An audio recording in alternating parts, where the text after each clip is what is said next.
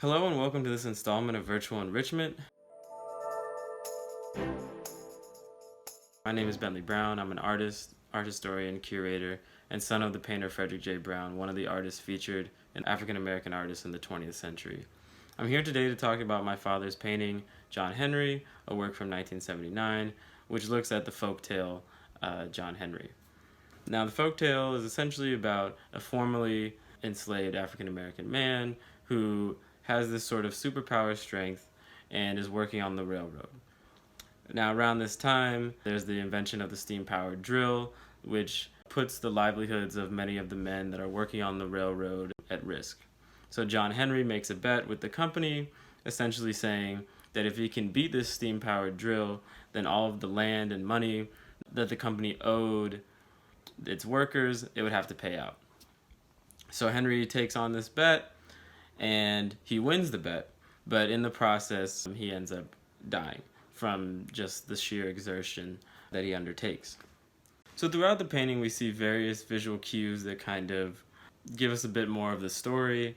Of course, we see John Henry in the middle of the composition, and we know this because on his arms, it's written John and Henry. On his forearm, it says, "I ring steel," and he's holding his large sledgehammer, which of course, in all of the different renditions of the tale, the sledgehammer just seems to keep getting bigger and bigger and bigger. And John Henry himself is larger than life size, right, which speaks to sort of this idea of a tall tale. Around his neck is a necklace that reads, "In God We Trust." Of course, this is the motto of the United States. So there's an attempt here to kind of bring John Henry into the wider understanding of American history. And this was my father's intent in a lot of the work that he did. About a decade later, he took on a project which was basically painting all the major jazz and blues musicians, and his goal there was to bring these individuals into the wider narrative of American history and not just of music history, since many of these figures had been forgotten.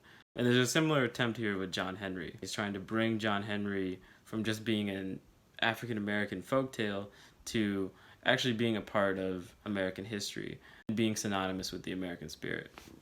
Behind John Henry, we see the office of the company that he's working for, and on the window it says "closed" and it says "not hiring." And of course, this speaks to what the company was proposing with this new steam drill that would put all of these workers out of work. But it also speaks to the period in which a lot of the steel industry, coal industry, all these type of industries were leaving the United States and going overseas. And my father had grown up in Southside Chicago, in which one of the major industries was the steel mill, if not the main industry. And as a result of the steel mills leaving, many people were put out of work, and the neighborhood that he grew up in became more of a decaying environment. And this is really important because I think it was really the backbone of like how my father thought of the world, really his worldview, as being a multicultural space. Oddly enough, the steel mill became a place where all of these different cultures worked together. Also, the steel mills were a lot of these places where people like blues musicians were working and therefore able to support their creative pursuits. So it was a really vital part of the community. And when these industries left, a lot of these communities fell into really rough periods, which some of these communities have yet to recover from. So in this way, John Henry becomes a story of not only the past, but also becomes a story of the American present and the American spirit, and really asking this question of what's happening to the working man, what's happening to these industries, what's happening to these communities that depend on this type of labor. So behind John Henry, we see the steam-powered drill that he's supposed to go up against. We also see the railroad that he's been working on. And behind both of those, we see this vast landscape. Now, in a lot of my father's paintings, he would use landscape as a motif through which to describe freedom. And we see this a lot in, for example, Woody Guthrie's "This Land Is Your Land, This Land Is My Land." He's describing this idea of freedom through landscape.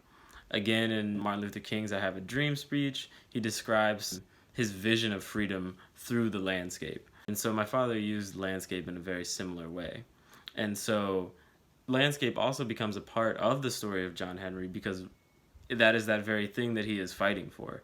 So he's fighting to gain land for the workers that are working for the company and are possibly being put out of work, but he's also fighting for their freedom. Within the composition, we see a boat with the slightest reflection of blue. This tells us that this is supposed to be a river.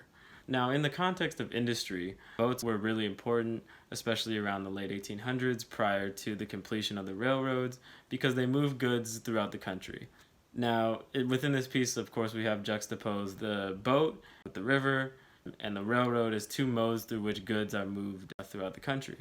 Now, in most of my father's paintings, he would put a river, not only as a nod to that, but also as a nod to the river being a space of spiritual crossing. And we can sort of think of this river as being the River Jordan, which in many forms of Christian belief is a very important space through which people are to cross over into the next life. And especially in thinking about it within the context of African American belief systems and oral histories, the River Jordan becomes this sort of like conduit to the promised land. And in thinking of the story of John Henry, this is especially important as we know that at the end of the story, John Henry passes over, and we can almost presume that he passes through the River Jordan to the promised land, to that land of freedom. So looking again to the background of the painting, we see a sun with a smiling face. This was another almost character, if you want to think of it, that my father would use in many of his paintings for two reasons. One, my father's nickname when he was growing up was Sunny because of his very bright personality. So the sun in many ways almost becomes a self-portrait, but also the sun in many belief systems is the central figure, and we see the sun actually almost moving towards the center of the composition. It's a life force. So that's another reason why my father would put the sun in a lot of his paintings, is because it almost brought this life force into the work. Also, to the point of how my father thought of his work, we see on the shirt of John Henry, a day's work for a day's pay. And I think that that was really the approach that my father had to his painting, was that painting was a day's work for a day's pay. And this was really contradictory to a lot of artists working in the same period that he was working in, because in the late 70s, this is also during a period where conceptual art is becoming really popular. And for my father, that was not a mode that he thought to be working in, because for him, artwork was very much about the craft, the making process. So this idea of hard work, of working class labor, these are ideals that he brought into his own work. So in thinking of other characters present in the John Henry piece, we see towards the bottom right of the composition this sort of dog-looking figure, which actually appears in many of my father's works. And it was what he called the pink fox. And it's actually derived from the folktale Burr Fox, Burr Rabbit. So we see him using, once again, another character from African American folktales. And the pink fox character, or the Burr Fox character, in many of these folktales is supposed to be this sort of shifty, nefarious character.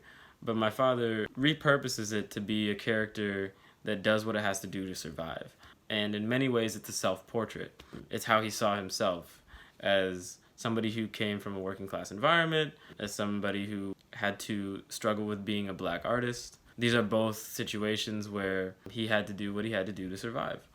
And so the pink fox sort of became a personification of this sort of hustle.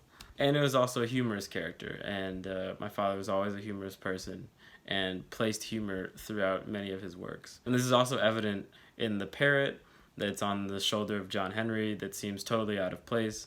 And the parrot in and of itself being a sort of humorous animal, it's a beautiful bird, but sort of the fact that it can talk makes it sort of humorous, and just the idea that it's kind of out of place within the composition, but at the same time aesthetically sort of very in place, makes it very humorous, and my father would play with that a lot in a lot of his work.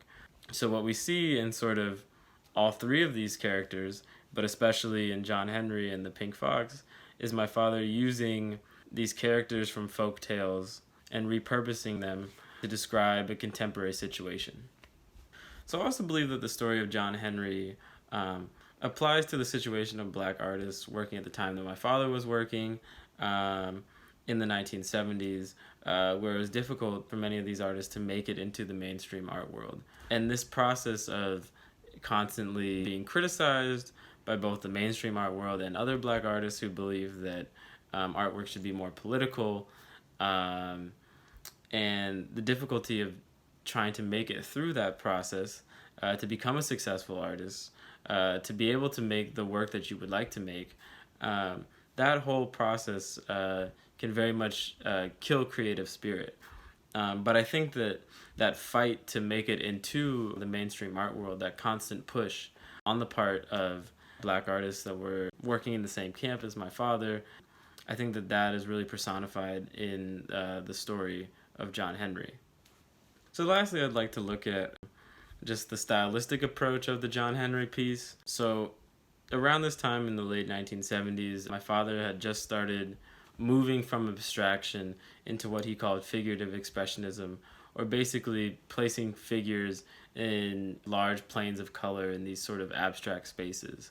And for my father, what he was trying to do was he was trying to bring a narrative into the field of abstraction. So a year prior to the John Henry piece, he created this piece called Genesis in memory of his late gallery sponsor, Noah Godowski, which was essentially a large work that included these figures in sort of this abstract plane, which was very much against Clement Greenberg was calling for at the time, which was to see a painting as a two-dimensional, purely art object. My father and others that were working around him believed that the abstract painting could be more than that. It could be a narrative space.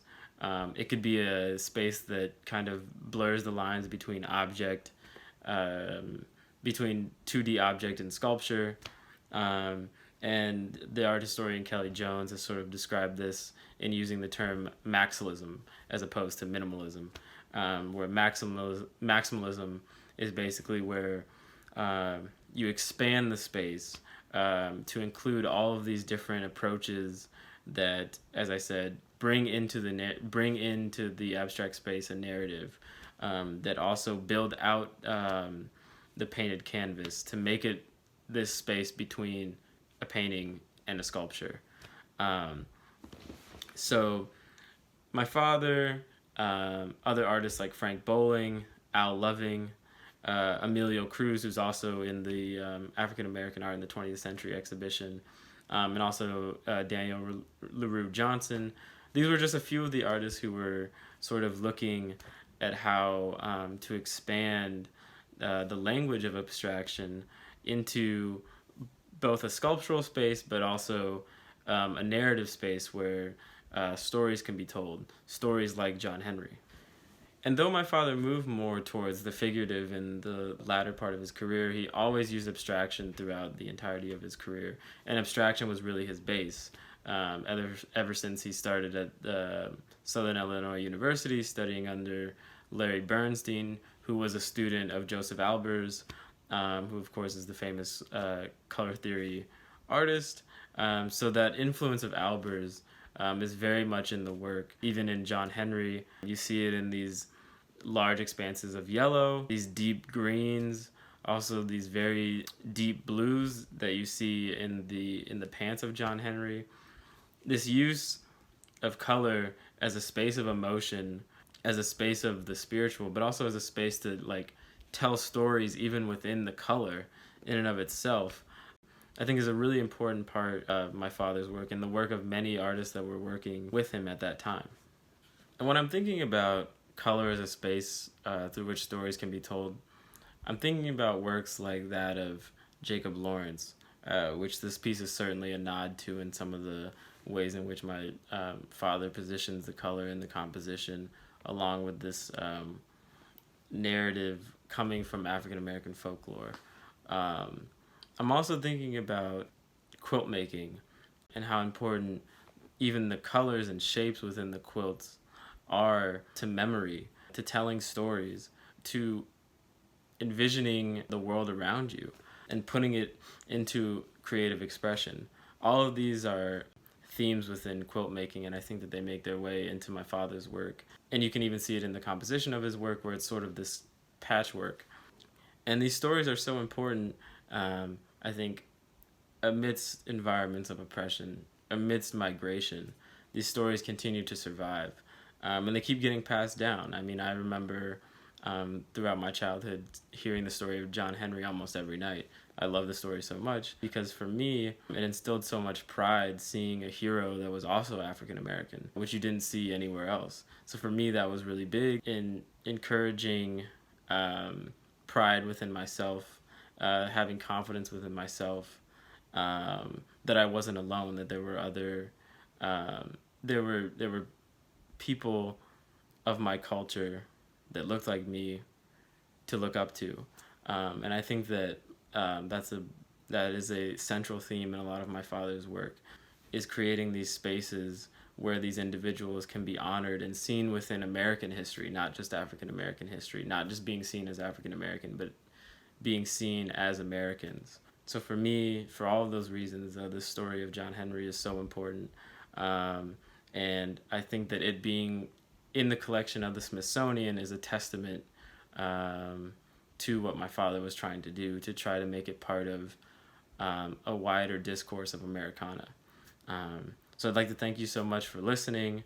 I'd like to tell everybody at home to stay safe. So I'd like to also take this time to thank all the essential workers and all the healthcare workers for all the work that you've done throughout this unprecedented crisis. We thank you. We appreciate your work more than you can ever know. And I hope that this video has been able to bring you some joy in your day. So thank you.